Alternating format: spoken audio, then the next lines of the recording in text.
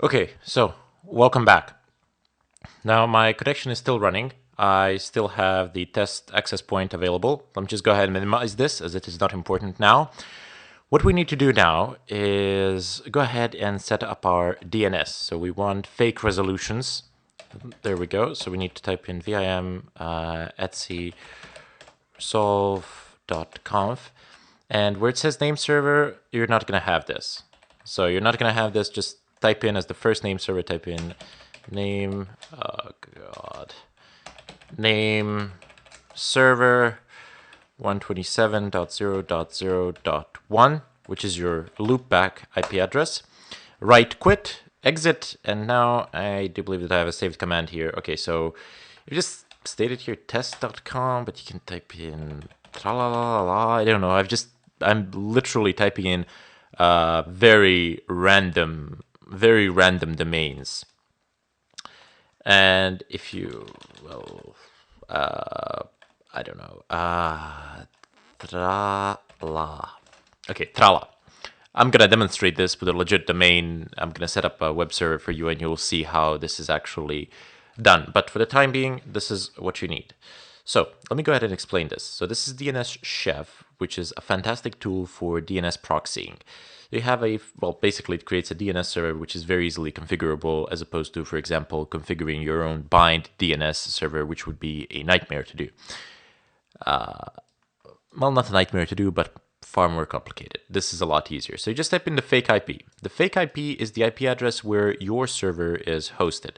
So let me just go ahead and open up another terminal and zoom it in a little bit, and I can type in service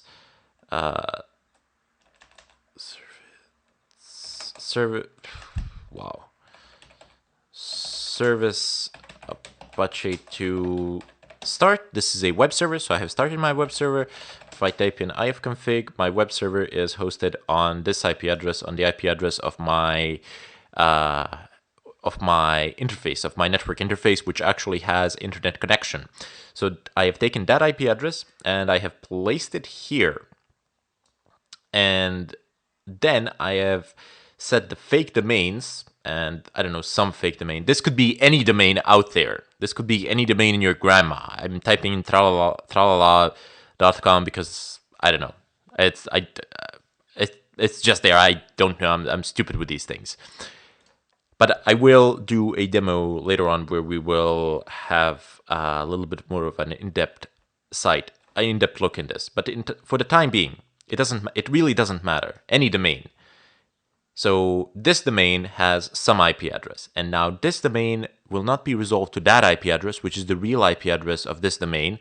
Rather, instead, this domain will be resolved to this IP address, which in turn will lead to our web server where it is being hosted. And on our own web server, we can post SSL certificates. We can